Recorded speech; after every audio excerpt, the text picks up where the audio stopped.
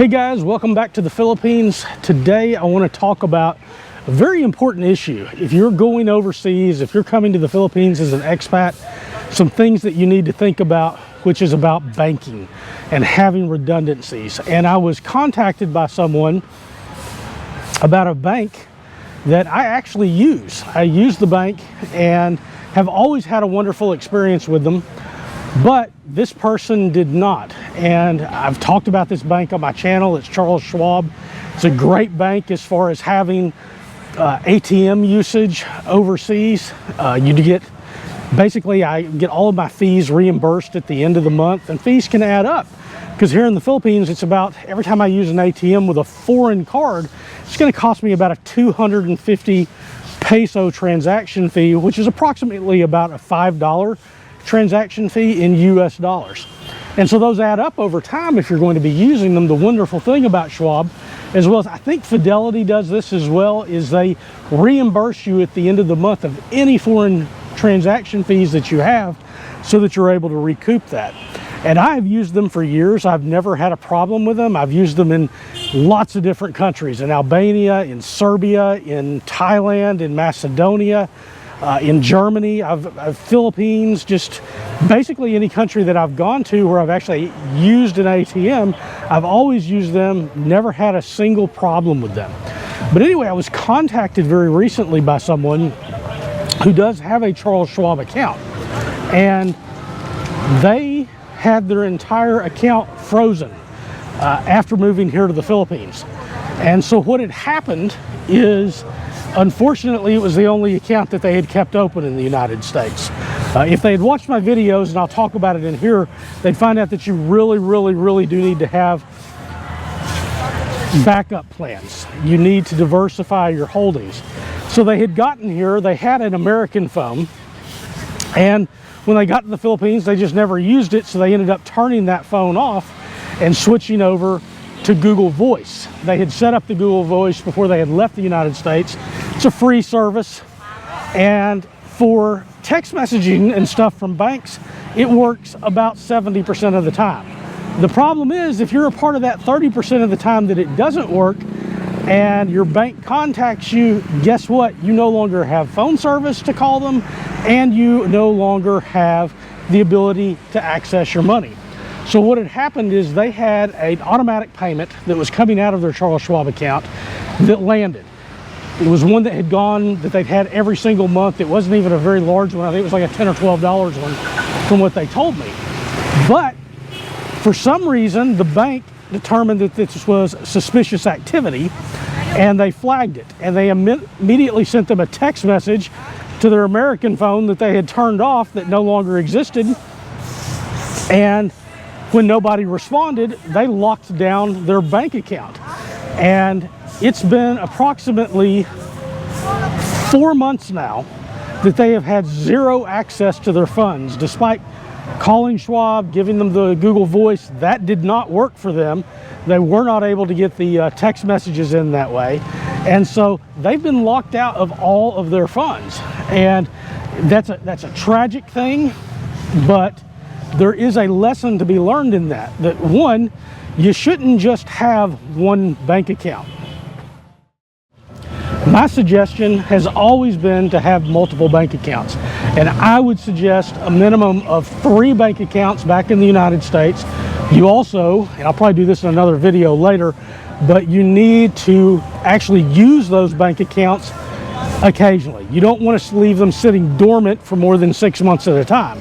But you can keep small balances in 2 bank accounts, keep one large bank account for your principal bank account, and have access to funds just in case something goes down with any one of those accounts. I suggest the same thing for credit cards. And as far as the phone things go, other than having redundancy in your bank accounts, you need to really seriously consider what you're going to be using for a communications device. And Google Voice, I know a lot of people in the Philippines use that. They use it effectively, who are expats.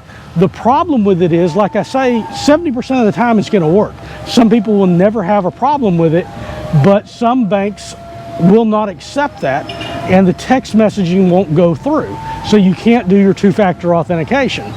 And what people are doing, because it's free, is they're trying to save themselves $10, $15, $25 a month. But whenever you're using a service that you're not paying for, that service can be taken away like that. And so you really need to have one to where you have some sort of a contractual relationship with the provider so that it is going to continue to work. It is going to continue to work without a hitch. And as far as funds and transferring funds, you can get, if you're an expat, anywhere in the world, in most places in the world, but here in the Philippines, you can get yourself a bank account, have a bank account in the United States, and also get a Wise account. Now, I'm an affiliate of Wise. I use them all of the time to transfer money without a hitch from my bank accounts in the United States to bank accounts here in the Philippines. You can go to the link below and do it. It doesn't cost you anything to sign up for it. And it is a really good service. It absolutely works. Again, I've never had a problem with it. I've never really heard of anybody having a problem with actually transferring those funds. So it's a very inexpensive way, and you can use that, or you can use other backups on top of that in case that one goes down. But the most important thing and the lesson learned here, because this person didn't have access to their funds for months, is that you must have redundancies so that you can access your funds. Because if you get to a country here like the Philippines and you can't access your money and you don't know anybody here, there's no social safety net to protect you or to take care of you. So when you're setting up your plans or you're here now, go ahead and get those redundancies in place anywhere that you go in the world. Guys, if you like this video, make sure you hit subscribe so you can see me again in the future, and hit the like button so it helps other people find this content. All right, so here is my suggestion on how you prevent having this problem happen to you. First of all, you should have 3 bank accounts from your home country. This is redundancy. It prevents, if one of them goes down, at least you still have access to other funds.